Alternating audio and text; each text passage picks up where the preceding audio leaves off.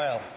Honourable colleagues, I rise today to celebrate World Oceans Day, which takes place on June 8th every year. This past Saturday, I celebrated a magnificent World Oceans Day.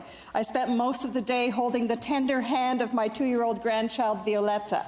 In the morning, she and I had a great time marveling at starfish wriggling between her fingers, gazing in wonderment at a rare blue lobster, and learning from the displays on alternatives to plastic at the World Oceans Day open house at St. Francis Xavier University. That afternoon, Violetta and I continued our celebration by walking barefoot in the sand on Mahoney's Beach and dipping our toes in the crystal clear waters of St. George's Bay as we marveled at the seabirds cavorting overhead.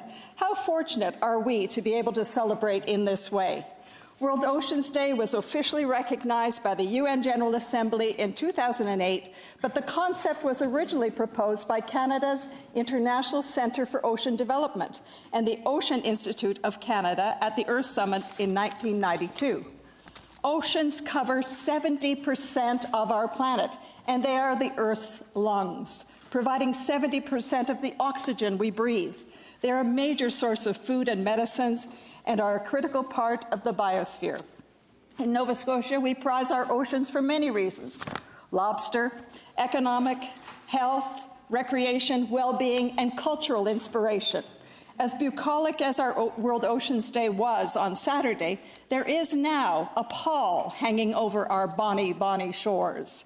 Heeding the warnings and evidence of sea levels rising and the warming of the oceans, Halifax joined Vancouver earlier this year as the second Canadian city to declare a climate emergency. There is evidence of accelerating coastline erosion and flooding adjacent to the Mi'kmaq communities along the Bredor Lakes, Cape Breton's inland sea. Like Halifax City Councillors, young Nova Scotian students from Amherst to Lunenburg are joining their peers in Canada and in 150 countries in Fridays for Futures marches inspired by Swedish student Greta Thunberg, who famously told world leaders at the Davos World Economic Forum earlier this year that our house is on fire. The sign of a school striker, Katie Hutton of Halifax, said, "The greatest threat to our planet is the belief that someone else will save it." Colleagues, let's listen to these young people before it's too late.